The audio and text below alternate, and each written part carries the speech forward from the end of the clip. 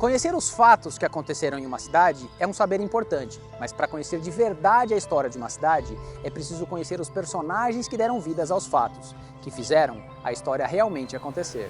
Neste filme, iremos conhecer um pouco mais sobre 5 personalidades que ajudaram, e ainda ajudam, cada um em seu universo, a construir a história desses 195 anos da cidade de Amparo. São eles, Jacira Martins da Silveira, mais conhecida como Cléo de Verberena, que fez história na década de 20 no cinema brasileiro. Sérgio Vital Tafner Jorge, que se tornou um dos mais importantes fotojornalistas brasileiros ao longo de sua carreira. Alexandre Guilardi, que segue como um dos nomes de referência mundial no hóquei inline. E Paulo e Rosana, que juntos redefiniram a história de uma fazenda tradicional de café para uma fazenda de queijo premiada mundialmente.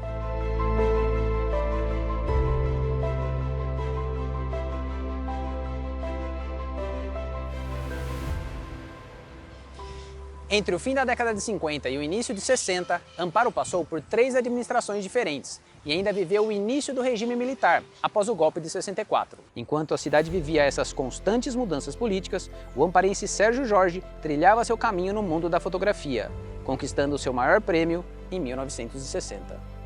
E o que aconteceu? Um dia veio lá um pedido do Rio, que tinha uma lote diário e voltava, né? Dizendo que eles queriam matéria sobre o Instituto Pasteur, aqui da Avenida Paulista, com relação ao cachorro louco, as vacinas do cachorro louco. O Walter Bolzan, que era o chefe da sucursal, fez como se diz, um texto dizendo sobre isso e pôs numa lote e foi para o Rio. No dia seguinte, volta uma lote exatamente dizendo, o material foi aprovado, manda o fotógrafo tentar fazer a história da carrocinha. Então, o que eu fiz? Fiquei 3 dias acompanhando a carrocinha. No último instante, na freguesia do Ó, o laçador laçou um cachorro e o moleque veio, pegou, se enrolou no meio do laço, querendo defender o cachorro, brigou, eu consegui fazer 6 fotos. Eu fiz 2 dele no laço, depois na carrocinha, colocando o cachorro e o moleque chorando, pedindo para o laçador, mas propriamente não, o cara não soltou o cachorro. Eu deixou o moleque chorando lá e fomos embora. E saiu 4 páginas na manchete sobre isso. Foi uma repercussão impressionante. Na banca de jornais em São Paulo, os caras abriam a revista, né, e coladas na banca. O Rio, a mesma coisa. O que aconteceu com essas fotos? Propriamente 36 revistas e jornais do mundo inteiro publicaram essa matéria.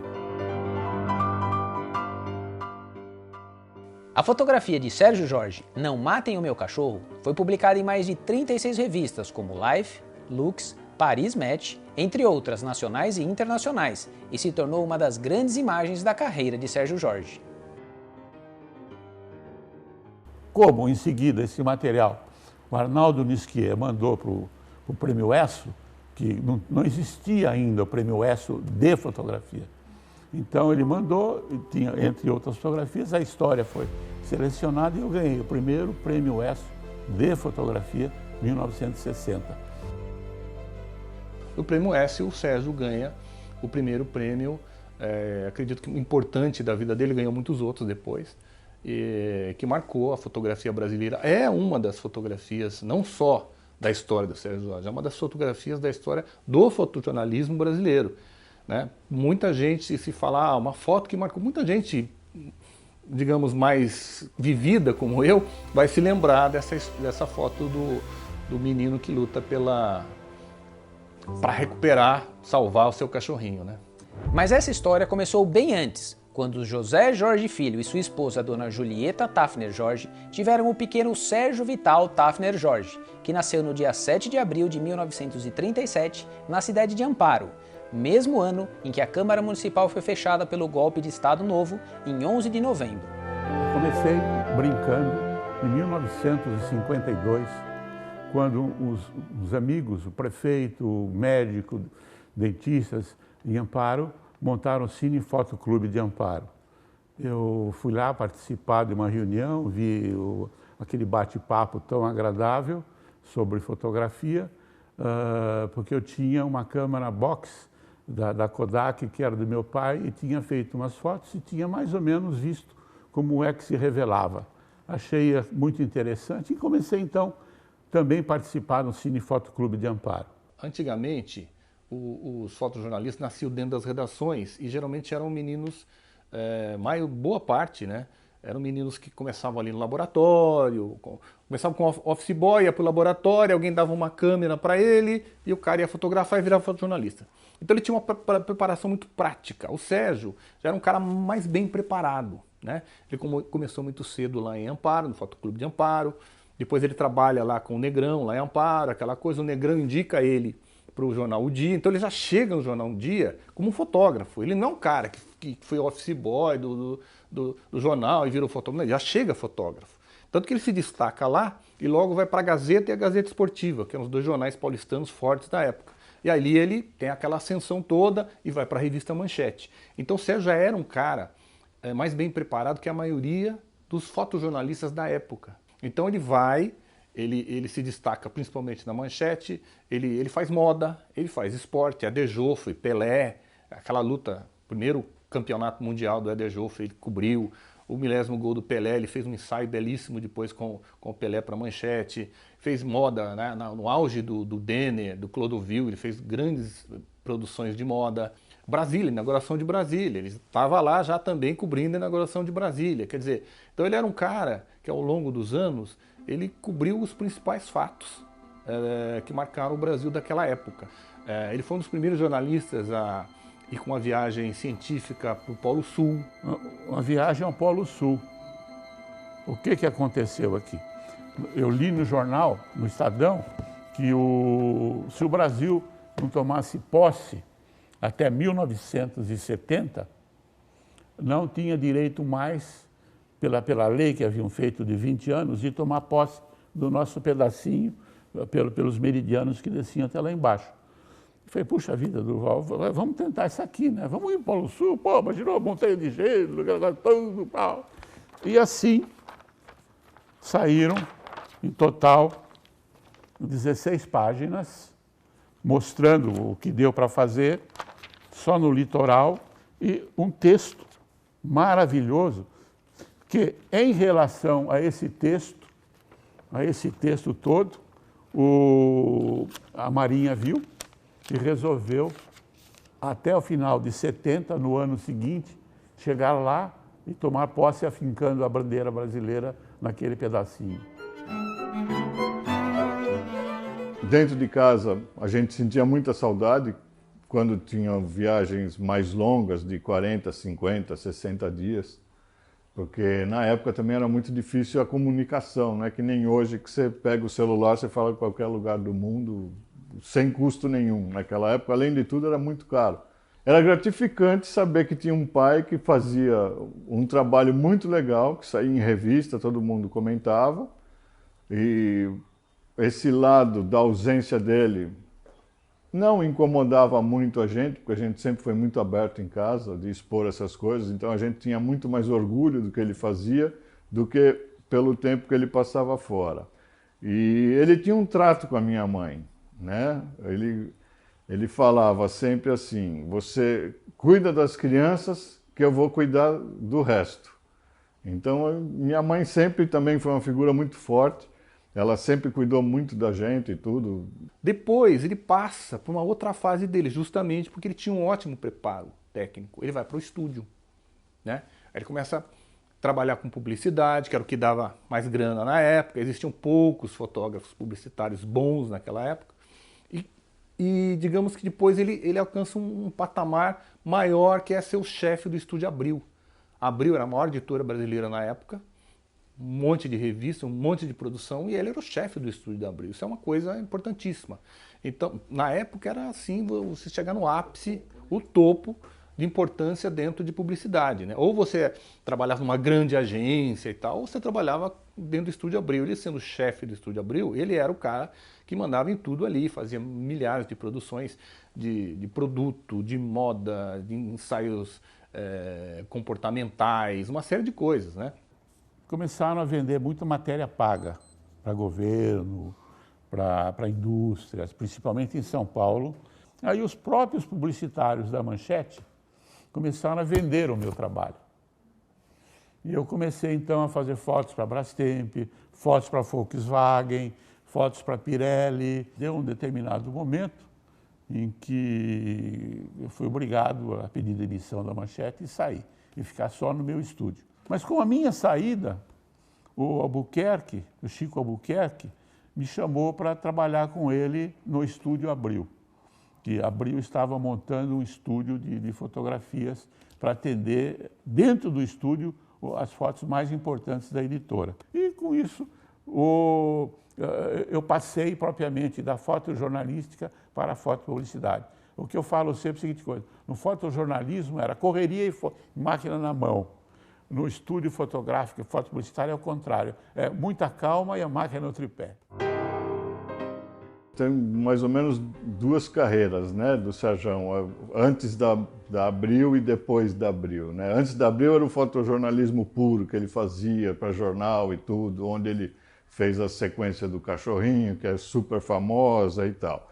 E depois da Abril, que é a história do estúdio, que aí é a publicidade. O estúdio existia desde a época da Manchete, né, que era no fundo da minha casa deles, né? E o estúdio foi crescendo até a hora que ele saiu da editora Abril e falou: não, agora eu vou tocar o meu negócio, que foi em 77, 78 mais ou menos. E de lá para cá, graças a Deus, foi num crescendo só. A carreira de Sérgio Jorge foi se consolidando como um dos grandes nomes do fotojornalismo e da fotografia de publicidade. E somente em 2017 ele faz um movimento de retorno às origens e, junto com um grupo de fotógrafos, reativam o Cine Fotoclube de Amparo, local onde tudo começou.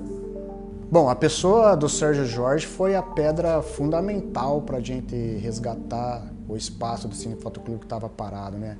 Ele, juntamente com o Guilherme Colli e uma outra equipe disposta a resgatar esse espaço, né, cultural da nossa cidade, mas o Sérgio Jorge foi ali a pessoa que tinha todo o conhecimento sobre fotoclubismo, as pessoas certas para falar sobre o assunto, e foi ele que encabeçou e que depois se tornou presidente do Cine Fotoclube após a sua reativação em 2017.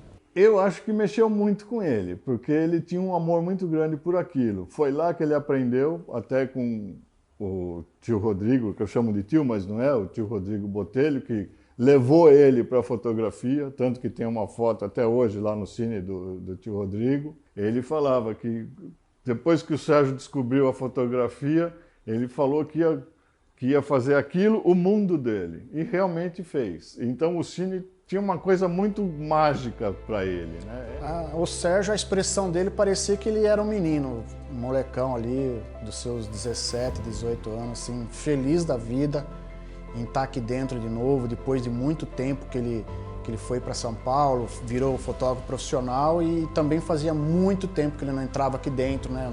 Que foi o espaço onde aprendeu a tirar fotografia. Sérgio Jorge viveu em uma vida o que muitas pessoas não conseguem nem imaginar. Esteve presente nos principais acontecimentos da história recente do Brasil, mas, infelizmente, em 30 de novembro de 2020, durante a pandemia de Covid-19, ele nos deixou. Perder o Sérgio Jorge dessa forma e naquele tempo, com o Cinefoto quase pronto, né, pesou bastante em saber que ele não ia inaugurar isso daqui. Mas nós estamos aqui, firme e forte, com um projeto grande no Cinefoto, que é o projeto Cine Belas Artes. Eu tenho certeza que ele está muito feliz de saber que a gente está levando em frente um projeto, um sonho nosso que aconteceu lá em 2017 e que agora nós estamos colhendo esses frutos. Com certeza ele estava lá, pode ter certeza que ele estava lá sim. As coisas que as mensagens que a gente recebeu pós-morte foi o que acalmou todo mundo, porque eram mensagens muito bonitas, muito mesmo, sempre falando da honestidade, da simpatia. Então aquilo, com certeza ele estava lá, isso você pode ter certeza. Se você não tem uma foto antiga, você não tem uma história de um acontecimento. Se você também não tem nenhuma foto dos seus avós, de sua família, dos seus filhos, não terão uma história para contar no futuro. E o futuro sempre quer ouvir uma história.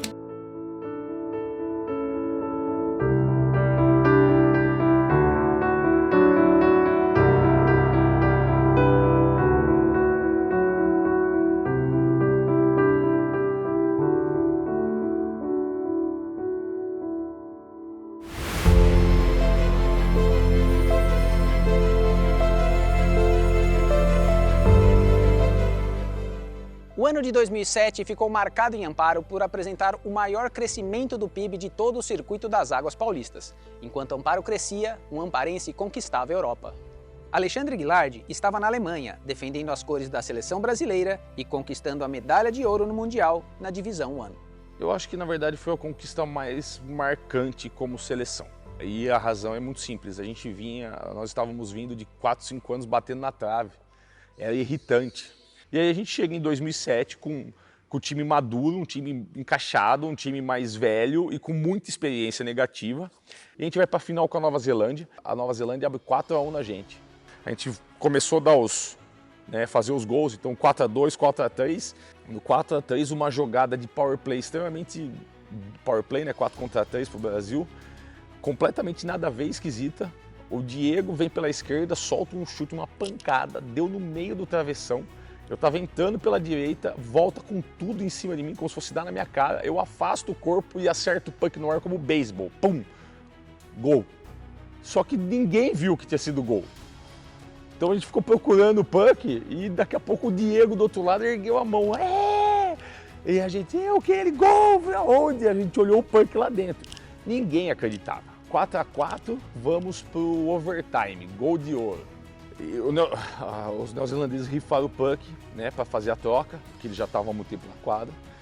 O nosso goleiro, o Vicentini, que estava voando naquele Mundial, quando o cara rifou alto. O Vicentini, em vez de deixar o puck passar, ele fez um movimento rápido com a mão e já botou o puck no chão. Ele faz um passe de 30 metros pro Pedro Carioca na esquerda, o Carioca se mexe, o Rogério Japa tinha entrado acelerado na troca, cruzado, desvio do Japa, gol. Voou tudo que estava na mão,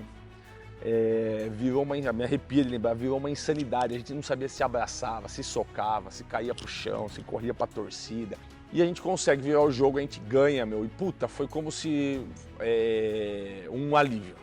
A gente conseguiu. E, aquele dia a gente saiu pra Gandaia, na Alemanha, que eu não faço ideia do que aconteceu. Eu cheguei no Brasil 2 dias depois, é só o que eu sei. Foi muito divertido. Alexandre Guilardi nasceu em Amparo no dia 18 de abril de 1983. Filho de Verônica Guilardi e Antônio Fernando Guilardi, cresceu ao lado dos irmãos Ana Cristina e João Paulo. Começou a jogar hóquei em 1997, na quadra ao lado do Hotel Ancona, impulsionado por um filme da Disney. Rapidamente, eu e os outros que assistimos esse filme, que saímos buscando onde adquirir. O patins não foi tão difícil, o taco era muito complexo. Então nós fazíamos os tacos com cabo de vassoura, a gente ia lá e parafusava um cabo de vassoura e era aquilo que a gente utilizava para brincar, E num belo domingo aparece José Alexandre Guilardi. Ele fala, mas esse cara nem patina, mas tá certo, se não patina, tem que ir pro gol. E aí o Xande entra nesse processo e começa a trazer uma outra realidade para a gente, porque ele começa a se empenhar muito mais, buscar informação fora de Amparo, e hoje o que ele representa, não só para Amparo, mas para a modalidade em território nacional é algo incrível. Em 1998, Xande inicia uma série de treinamentos em Campinas, na escolinha da Ponte Preta, e fica viajando entre Amparo e Campinas por quase 2 anos. Ele chegou quando o No Limits estava vinculado a um clube de futebol de Campinas, então tinha uma estrutura grande, era da Ponte Preta, era Ponte Preta No Limits. Eu já jogava na equipe principal, estou alguns anos mais velho do que ele, então a gente conheceu algumas histórias de bastidores, e o pessoal contou, de um pessoal que ligou de Amparo pra gente lá na Ponte Preta, falando que queria jogar, que queria chegar jogando. E aí eu e o André, o André Otti, a gente resolveu que a gente era bom, nós resolvemos, nós somos bons. Vamos lá e vamos procurar um norte melhor pra gente. E o Xande chegou, a gente viu que não tinha o nível adequado e colocou ele na escolinha. Ele aceitou, então era o José Alexandre, que pra gente virou Zé e pra vocês é o Xande. A gente foi no horário da escolinha, chegou lá, a gente fez o treino com o Lucas falou, cara, vocês não tem nível nem de escolinha. Então assim, magoamos sério. Nesse período a gente começou a treinar 2 vezes por semana em Campinas, era segunda e quinta, e todo dia aqui em Amparo. Quando chega no começo, fevereiro, março de 98, o treinador me puxa pro time, mas com dó. ele tem razão em dizer que assim, ele ainda estava um pouco cru, um pouco verde em relação ao nível dos jogadores do time principal, mas essa subida não foi por dó, foi por merecimento dele, né? Foi por ver a dedicação, por ver o empenho, ver a paixão que ele tinha pelo jogo. Então, eu diria que ele ganhou essa oportunidade, né? E aí, daí pra frente, a mágica aconteceu. Aí a mágica aconteceu. E aí eu tive gente que ali me apoiou. E aí, você treinando com o pessoal já com nível maior? No nível... Subiu muito rápido. Aí subiu muito rápido, eu evolui muito rápido. Era maio de 99, eu já estava na equipe adulta. Junho, eu já tinha sido vice-campeão brasileiro. E julho, eu já tinha sido convocado para a seleção infanto-juvenil. E aí foi. Neste momento de grandes conquistas dentro das quadras, Xande e sua família tiveram que lidar com uma perda muito grande: a morte de seu pai. A cena é a gente entrando no quarto, a minha mãe segurando o cano próximo do nível da garganta e ele esperando a gente. Então a gente entra, vai perto dele, passa a mão e tal, faz uma coisinha, ele faz assim, a gente para na porta, ele dá um tchau para todo mundo, a gente sai. E aí voltamos para Amparo, naquele estado, né, destruído todo mundo, e deu, sei lá, acho que 2 horas depois, morreu. Então assim, isso foi em 24 de setembro de 99. Eu viajei com a seleção no dia 10 de outubro. Ele não chegou a ver nada. E eu também, em certo ponto ali, eu comecei a esconder um pouco. Esconder não é a palavra, mas comecei a não ficar trazendo muita novidade, porque eu achei que eu pudesse acabar tentando magoar um pouco ele, né? Do tipo, puta, não sei se eu vou estar aqui. Não sei se eu vou estar aqui e tal. Para superar esse período, Xande focou ainda mais nos treinamentos, e os próximos anos são de grandes conquistas, até chegar 2002. Eu fui cortado do Mundial de 2002, a gente joga o Campeonato Brasileiro no final de 2002, o No Limits é campeão, eu fiz 3 gols na final, a gente ganhou de 4-0 do São Paulo, e ele me convoca de novo.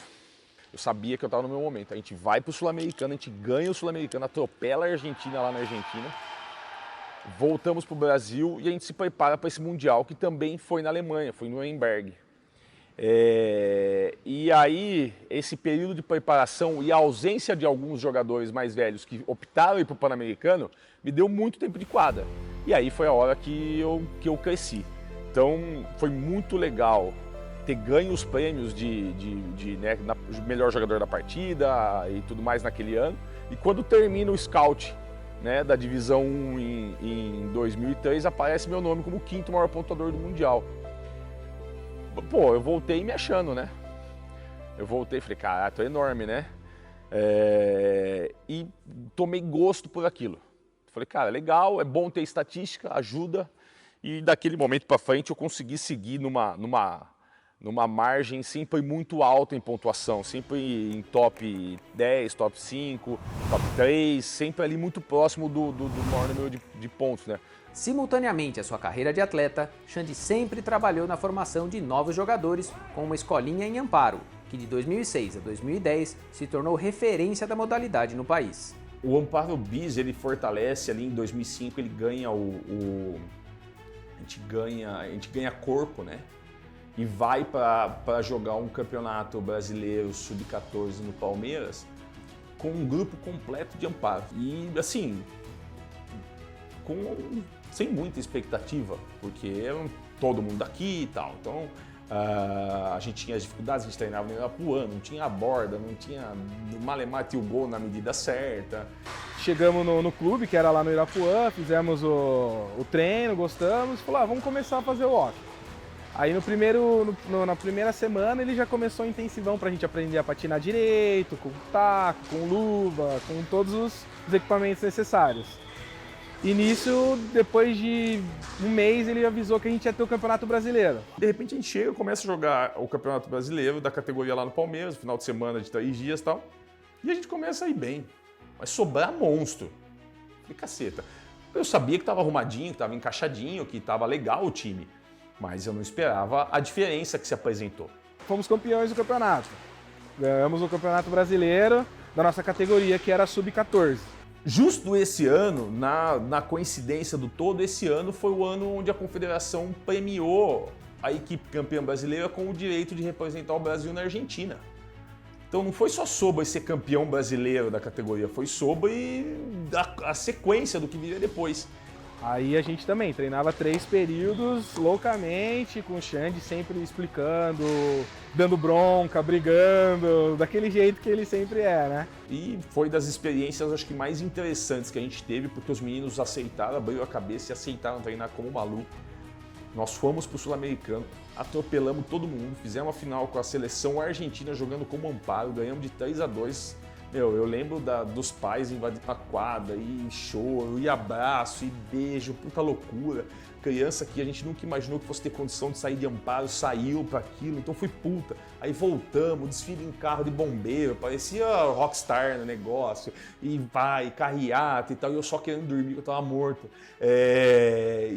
Enfim, e isso colocou esse time na mesma página. Então, desde aquele que era mais fraquinho até quem era o melhor, subiu. Então eu consegui fazer um trabalho como treinador muito bom e eu subi o nível da equipe como todo. Então em 2007, 2008, 2009, 2010, até 2010, eles foram indo até o 18, 14, 16, 18 e ganhando tudo de todo mundo. E quando nós subimos esses meninos para o adulto, até de maneira meio precoce, muita gente achou que, pô, será que é hora de subir eles para a equipe adulta e tal, não sei o quê? Cara, os moleques estão prontos. E dito e feito, em 2010 nós jogamos basicamente com essa equipe e mais 3 ou 4 adultos e ganhamos todos os torneios adultos no ano. Ganhamos tudo. E aí, mais do que subir como equipe, subiu como organização. Então foi o início do todo, de maneira organizada, foi esse ano de 2006. Foi quando todo mundo entrou de fato, falando, opa, se organizar a gente tem muita qualidade. E aí começamos com essa associação, tendo vários meninos jogando, até meninas, por sinal, no time.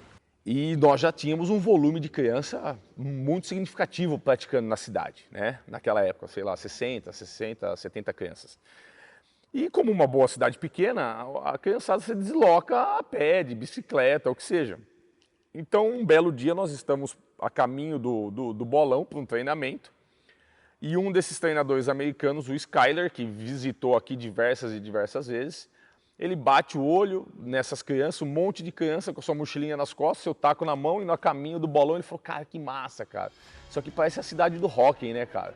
Logo depois que ele vai embora, e ele faz uma postagem sobre o período dele aqui em Amparo, ele fala, passei uma semana na cidade do hóquei brasileira. Nós passamos a receber todos os treinamentos da seleção brasileira e todos os campeonatos de base.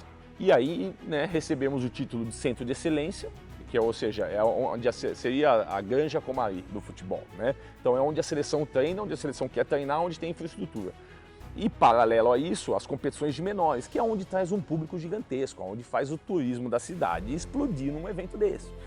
E com os pisos, passamos a receber os eventos internacionais. Então hoje o título ou selo, ou seja lá como é que a gente quer chamar, denominar, esse apelido de cidade do hóquei, ele não é mais algo que está só no Brasil, ele é algo internacional. Então, as equipes da Colômbia que vêm para cá, as equipes da Argentina que vêm para cá, as equipes da América do Sul inteira vêm para a cidade do hóquei do Brasil. Então, é algo extremamente interessante, bacana para a nossa cidade e mais, para o turismo, para a economia, que é hoje talvez a grande força que o nosso esporte tem na cidade. Principalmente uma modalidade como essa, que falta muitas vezes alternativas, opções de lugares para prática ou até mesmo eventos com essa característica, o município que se apropria disso, ele faz disso sim aquilo que eu gosto de dizer que é quase que um produto turístico municipal, porque ele se apresenta como polo atrativo daquilo e as pessoas ao chegar fazem todo o processo, toda a indústria do turismo funcionar. Então, é um torneio que vai durar 3, 4 dias, vão ter que se hospedar, vão ter que se alimentar, vão ter que se transportar entre a cidade, Então, isso é muito importante e essa é uma alternativa que a gente entende que fortalece muito o turismo e é uma consequência daquilo que é produzido ali no backstage, nos bastidores. Quando eu olho para tudo que acontece em Amparo hoje, de eventos, acabamos de ter o maior evento da história da América Latina aqui e tal, e eu lembro lá de trás, cara, talvez eu tenha sido o único que acreditei que era possível. Só que eu não acreditei de alegre como um sonhador. Ai, tenho um sonho, eu nunca tive sonho. Eu sempre falei, dá para fazer e esse aqui é o jeito. Vamos atrás disso. E a gente foi, em vez de ficar parado, só sonhando, olhando para cima, esperando cair do céu, a gente começou a adaptar de pouco em pouco, passo a passo. Melhoramos aqui, melhoramos ali, melhoramos aqui, e sequência.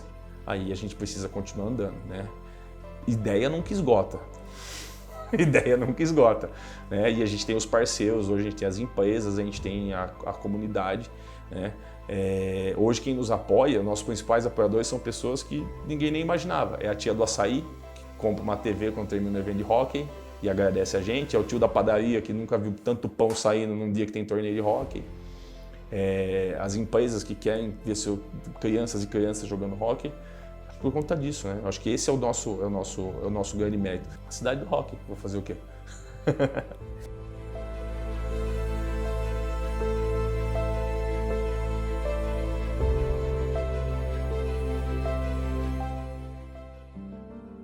O fim da década de 20 e início da década de 30 foram terríveis para a cidade de Amparo, que tinha toda a sua estrutura voltada para a produção do café e estava iniciando um processo de industrialização. A cidade sofreu muito com a queda da Bolsa de Nova York no dia 29 de outubro de 1929. Centenas de fazendas mudaram de mãos, milhares de pessoas ficaram desempregadas. Comércios e a indústria suspenderam os pagamentos. Em meio a toda essa crise, Jacira Martins da Silveira, conhecida como Cléo de Verberena, investe grande parte do seu patrimônio, finaliza e lança o seu grande filme. O filme O Mistério do Dominó Preto, ele foi produzido ao longo de 1930 e o filme ele se passa no Carnaval, na cidade de São Paulo. Era um grande mistério entender o que era esse dominó preto no título. E aí fui descobrir que dominó era uma fantasia muito famosa nessa época, no carnaval dessa época.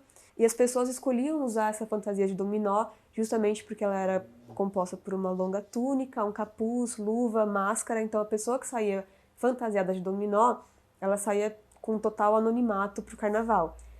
E o Mistério do Dominó Preto, então, é sobre essa mulher chamada Cléo, interpretada pela Cléo de Verberena, que era casada com um comendador e ela sai para o carnaval de São Paulo para encontrar um amante. E eles tomam um café ali e ela vai embora. No caminho ela se sente mal e ela encontra um antigo amante e ela pede ajuda para ele porque ela estava passando mal. Esse estudante tenta ajudar, decide levá-la para a casa dele, onde ele tinha os medicamentos para tentar reverter o efeito do veneno, mas a mulher morre. E a história, então, é entender, porque esse estudante de medicina, ele fica com o corpo de uma mulher fantasiada de dominó preto na casa dele, e ele não sabe o que fazer com aquele corpo. Então a história é tentar encontrar quem é que foi que envenenou essa mulher fantasiada de dominó preto. Então a história ela era composta basicamente assim por flashbacks. A gente vai tentando entender os diversos encontros que ela teve com as pessoas para descobrir quem que foi o responsável pelo assassinato. Então era um filme de mistério. Esse resgate histórico num país que nós sabemos que tem uma série de lacunas, né, severas, eu vejo como uma reafirmação da capacidade brasileira de realização. Era muito difícil fazer cinema no Brasil, porque os cinemas não queriam exibir esse filme nacional. Eles queriam exibir esse filme de tal diretor americano porque ia dar a bilheteria. Então era muito difícil conseguir espaço em algum cinema. Então, geralmente o que se fazia e o que aconteceu com o filme da Cléo se produzia uma única cópia do filme e essa única cópia passava de vez em vez em alguns cinemas, né? Quem fez a distribuição foi o César Melani, que era o marido da Cléo. Ele foi, na verdade, o produtor, né? Ele entrou com o dinheiro, a Cléo entrou com a direção, ela entrou como a protagonista do filme também. E o César foi que conseguiu distribuir então, o filme nesses cinemas. O filme ele acabou passando em 5 cinemas em São Paulo, ele ficou durante uma semana em cartaz, na Sala Para Todos, que era uma sala importante, muito bem localizada, assim. Depois ele passou em Franca, que é a cidade natal do César Melani, passou em Colina, passou em Curitiba, passou em Jacareí. Ele fez ali um certo percurso pelo interior de São Paulo, Paraná. Cléo de Verberena nasceu Jacira Martins da Silveira, em Amparo, no dia 26 de junho de 1904. Cléo tinha 8 irmãos e pertencia a uma família muito tradicional em Amparo. No mesmo ano do seu nascimento, o Teatro João Caetano, inaugurado em 1890, já contava com a nova finalidade de exibir filmes. E segundo notícia do Correio Paulistano, foi em outubro deste ano que um cinematógrafo, Lumière, exibiu filmes no local, agradando bastante a população. Em 1920, nos anos 20, né, assim, o principal entretenimento, o grande entretenimento era o cinema. Era um grande acontecimento ir ao cinema, não tinha televisão, as pessoas... Era o que acontecia na cidade, assim, então tinham muitos cinemas de rua. E a Jacira, a Cleo, ela era uma apaixonada por cinema, ela gostava muito de frequentar os cinemas, de assistir filmes, mas ela também sempre se interessou muito pelo fazer cinematográfico. Ela tinha interesse pelas pessoas que estavam ali fazendo aquele filme acontecer. Diziam que ela era muito parecida com a Greta Garbo, né? E ela ficava feliz com isso, mas ela tinha interesse de descobrir como é que acontecia tudo aquilo por trás das câmeras, como que se deixava a Greta Garbo ainda mais bonita e mais interessante. Cara, eu descobri a história da Cleo de Verberena em Amparo. Olha só, eu sou formado em cinema e na própria faculdade a gente não teve, eu não me lembro de ter ouvido o nome dela, para você ter uma ideia. Então, e depois eu fiz uma pós também, a gente estudou cinema africano, mas não falamos da Cleo de Verberena. Isso é muito doido. Eu lembro que o Reginaldo Leme, do Cinefoto, surgiu com o nome, com uma primeira mostra de cinema em Amparo, e ele falou, olha, a primeira diretora brasileira, né, de cinema é amparense. Aí eu falei, putz, cara, como eu amo cinema e amo Amparo, eu fiquei, né, apaixonado. E aí eu fui conhecer um pouco mais no próprio Cinefoto, com o Reginaldo, com o livro da Marcela, com o encontro que a gente teve no Cine com ela. E é uma pena que a gente não tenha muito mais informação sobre a Cleo, né? Trazer a memória da Cleo, trazer o nome dela, a imagem dela e essas informações, mesmo que poucas, né, sobre isso, é de extrema importância para que a gente consiga escrever um futuro melhor, né? Então, assim, saber que a primeira mulher a dirigir um filme no Brasil foi de Amparo, por exemplo, é muito importante para outras mulheres, né? Para que isso também crie elas se sintam representadas, né? Então, acho que isso é importante. Eu tive pouco contato com a minha avó, no entanto, esse pouco contato foi permeado de uma relação, eu diria, próxima, né? Sobretudo no sentido emocional. Ela demonstrava um carinho, em certa medida um acolhimento, uma aproximação com o neto. Eu tinha lá meus 7, 8 anos, né? E ela sempre teve, digamos, uma postura serena. A imagem que eu tenho é de uma pessoa elegante, calma, e que de alguma forma isso se evidenciava na relação, né, com o neto e com os netos. Nós somos 3 netos. Assim que a Cleo ela chega, assim que a Jacira, que Cleo e Jacira se confundem, né, até certo ponto da história. Então, assim que ela chega em São Paulo, em 1923, depois de pouco tempo ela conhece e casa com o César Melani. O César, ele nascido em Franca, ele vai para São Paulo para estudar medicina. Ele era de uma família muito rica de Franca. Quando ele chega em São Paulo, ele não gosta do curso de medicina e ele acaba arranjando um emprego num banco. E ele começa a se dar muito bem nesse emprego. E os pais, animados com o filho finalmente bem encaminhado em São Paulo, né? Eles ficam animados com a ideia e decidem adiantar parte da herança dele para ele começar a fazer de fato a vida em São Paulo. E ele começa a fazer isso, mas ele coloca parte do dinheiro no banco, só que o banco vai à falência. E aí o César perde muito, muito, muito dinheiro. E é nessa época dele como bancário que ele vai se casar com a Jacira. E na sequência ele decide fazer algo que era mais próximo ao que ele realmente gostava, que era arte, cultura.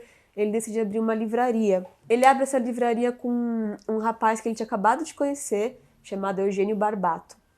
E eu, durante a minha pesquisa, encontrei assim, notícias em jornais do sul ao norte do Brasil, porque ele era um grande procurado pela polícia, porque ele aplicava golpe de canto em canto e sumia. E ele encontrou o César Melani, eles decidem abrir a livraria juntos, eles abrem a livraria, depois de um tempo, Eugênio Barbato some, o César fica com a livraria, fica com a dívida, e mais uma vez ele tem uma grande desilusão financeira. E aí, nesse meio tempo, né, da livraria, entrando em falência também, nasce o primeiro filho da Jacira e do César, da Cléo e do César, que é o César Augusto. E a mãe do César morre também. E eu vi que quando ela falece, ela deixa para cada filho uma casa em Franca, avaliada em torno de 25 contos de réis, que era um bom dinheiro para a época. E aí então o que acontece? É com esse dinheiro que ele decide mais uma vez tentar a sorte em um grande empreendimento, que seria então fazer um filme. E aí, o que assim, né, para algumas pessoas pode parecer loucura, mas eles decidem abrir a Épica Filme e decidem que eles iam fazer um filme, e é nesse contexto que surge a Épica. Só que estava acontecendo algo muito específico também nessa época, no Brasil, que foi o que serviu de grande estímulo para eles, assim, né? Que foi o seguinte: eles vão produzir o Mistério do Dominó Preto ao longo de 1930, que é justamente ali o período da transição do cinema silencioso para o cinema sonoro. E nesse período, o que estava acontecendo? No Brasil foi um período de grande entusiasmo, porque acreditou-se que finalmente os filmes brasileiros iam ter espaço nas salas de cinema, porque eles pensaram assim: como é que as pessoas vão assistir um filme falado em inglês sem entender uma palavra em inglês? Elas vão querer ver um filme brasileiro. Por pior que seja o filme, elas vão começar a assistir, a gente vai conseguir começar a fazer as coisas acontecerem, os filmes vão melhorando, a indústria vai melhorar.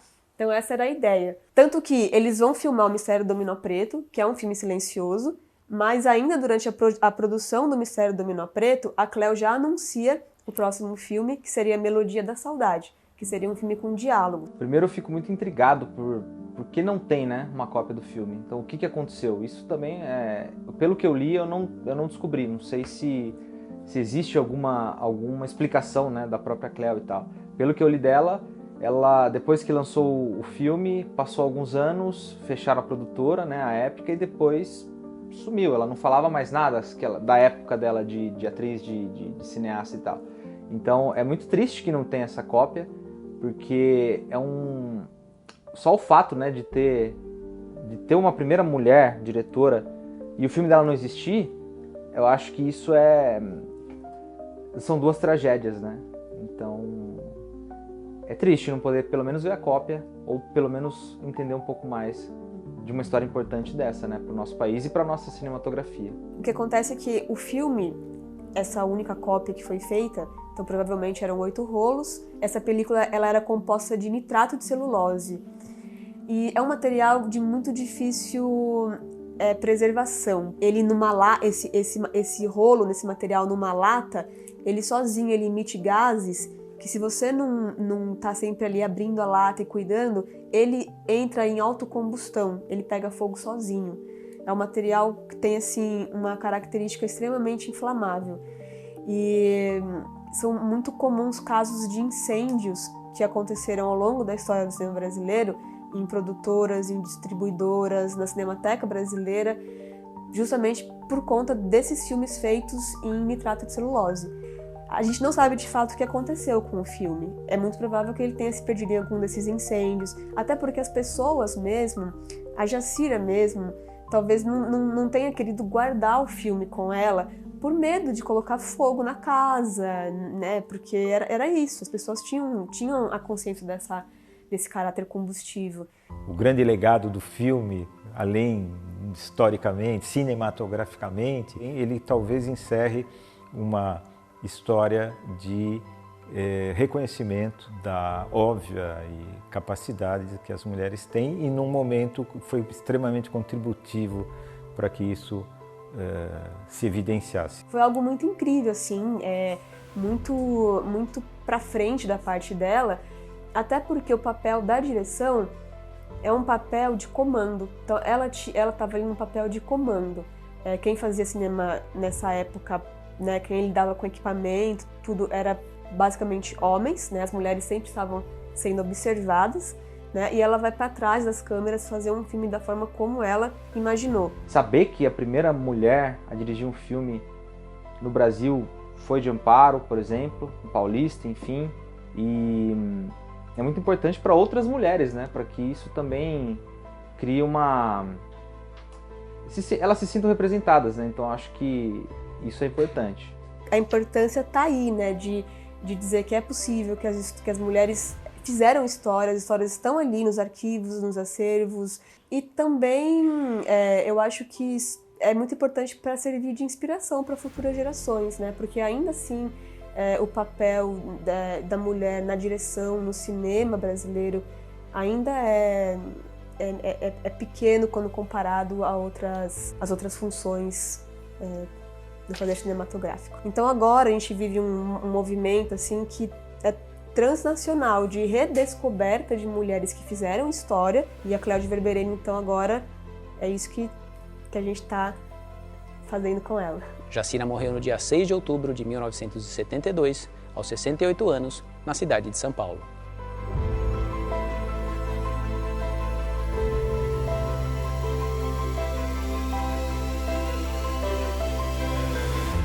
O ano de 2016 teve uma das eleições mais acirradas em Amparo, com o então prefeito Jacó conquistando a reeleição com pouco mais de 1.000 votos sobre Carlos Alberto Martins, enquanto Alice Veríssimo, a candidata mais votada para o Legislativo, não conseguiu sua vaga porque sua coligação não teve os votos necessários. Neste mesmo ano, os amparenses Paulo e Rosana, da Fazenda Atalaia, conquistavam a primeira medalha de ouro em um concurso mundial de queijos realizado na Espanha, com o queijo Tulha sendo considerado o melhor queijo do mundo. Nós somos uma queijaria artesanal, uma queijaria pequena, que tínhamos um produto inicialmente distribuído em Amparo, depois caminhamos para São Paulo, onde tivemos uma receptividade muito boa. E lá para as tantas, dentro desse pessoal público paulistano que já vinha consumindo, nós conhecemos o Bruno Cabral. O Bruno Cabral tinha já naquela época uma loja em Pinheiros, que era o mestre queijeiro. E nessas ele conheceu o queijo Tulha, que nós batizamos em maio de 2015 como Tulha para ir para São Paulo. E ele era um fã do queijo.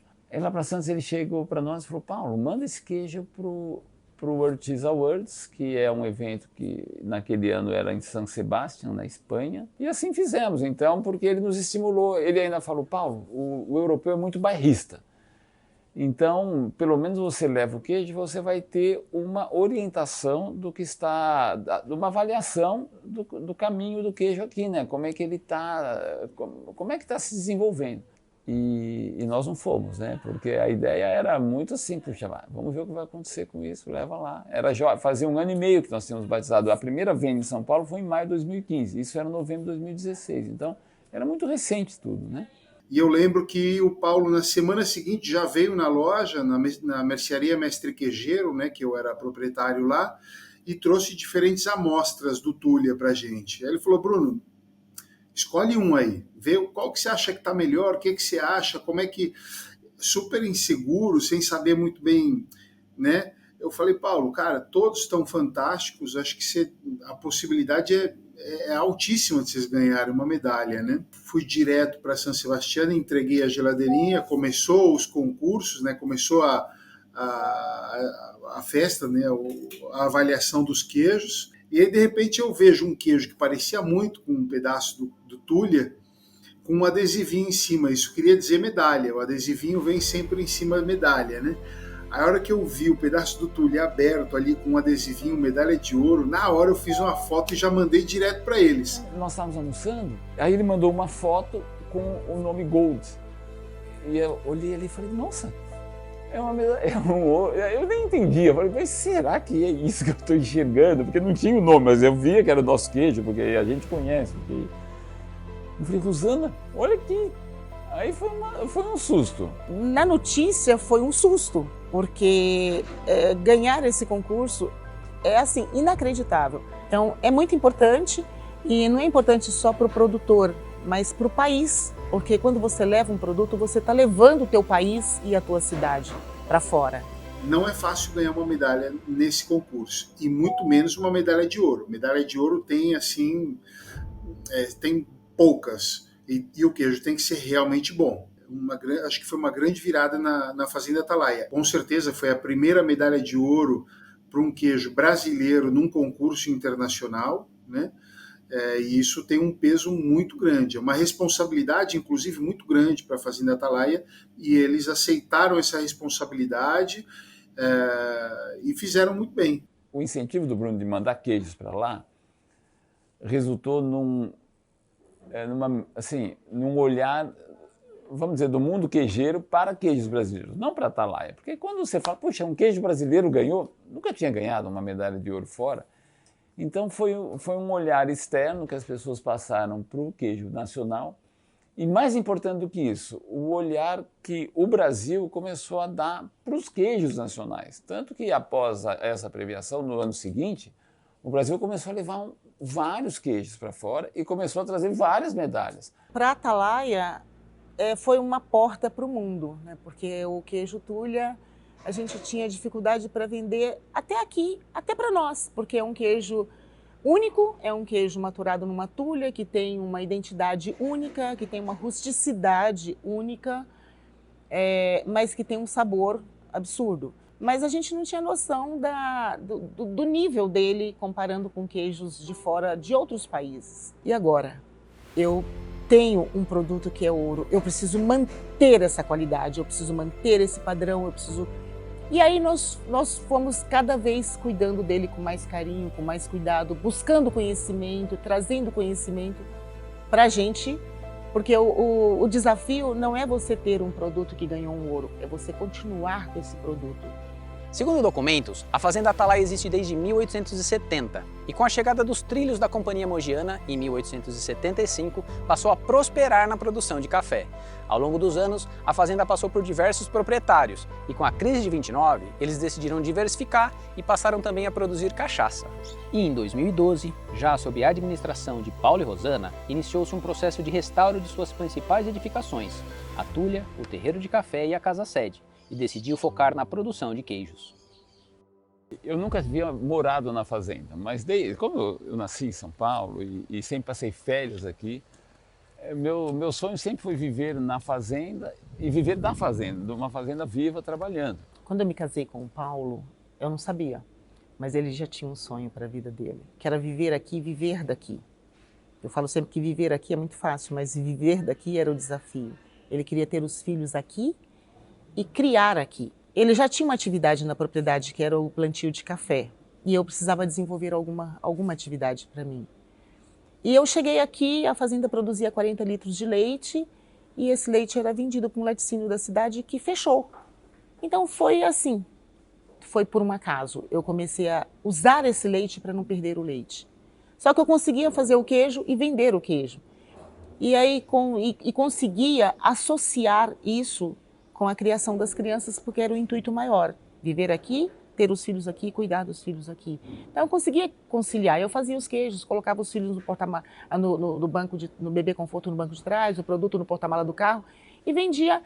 E isso foi crescendo. Eu primeiro com queijo, depois eu comecei a fazer os pães, os bolos e isso foi encorpando até que o Paulo percebeu que isso era um negócio. Migrar de uma produção de commodities, que era o café, ou um pouquinho de leite, que nós vendíamos também para um laticínio que comprava leite aqui. E migrar para um produto onde você põe o seu nome, a sua imagem ali do ladinho do produto, é um grande desafio você vender, e ainda mais porque a Rosana entregava esse queijo no começo de porta em porta, então ela ia lá na casa das pessoas para entregar o produto.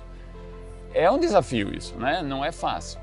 Então é uma mudança de olhar. Você, olha, agora você não é um produtor de café, um produtor de leite. Olha, você entrega um produto da Fazenda Atalaia. Eu fui diversificando os produtos. Depois do queijo, fui fazendo pães, bolos, doces. Um dia nós convidamos o Sérgio Nardini, que é um vereador na época. Isso deve ter sido em 98, 99, 2000, alguma coisa assim. E ele veio na fazenda. Eu fiz uma mesa grande para ele, para recebê-lo, né? Para mostrar para ele os produtos. Quando ele viu aquilo, ele falou, mas tudo isso vocês fazem aqui? Sim, nós fazemos. Não, a gente precisa legalizar tudo isso. E começou aí. Daí começamos com um movimento, com outros produtores. Isso foi para a Câmara, com todo o apoio dele. E em 2001, nós tínhamos o selo, que é o Serviço de Inspeção Municipal, que é o que a Fazenda tem até hoje. E esse produto chegou à mão de mais pessoas, né? Porque antes ele só chegava à mão das pessoas que eu ia até a casa delas. E depois não, estava lá no mercado. E a alegria das pessoas que vinham o produto nosso lá era muito bonita, porque eles se sentiam parte desse processo. Nossa, Rosana, a gente participou desde o primeiro momento que você fez o primeiro queijo. Então, acho que a coisa mais linda foi isso. Eu recebia telefonema, o queijo de vocês está na gôndola. Então, parece que era uma vitória para eles também.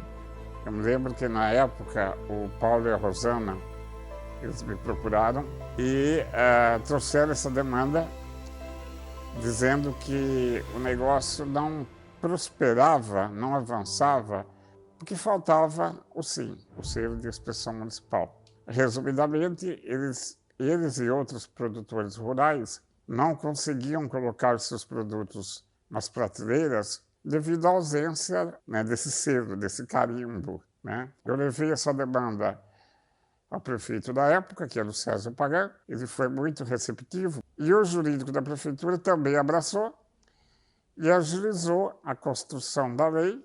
Foi coletivo, isso que foi legal.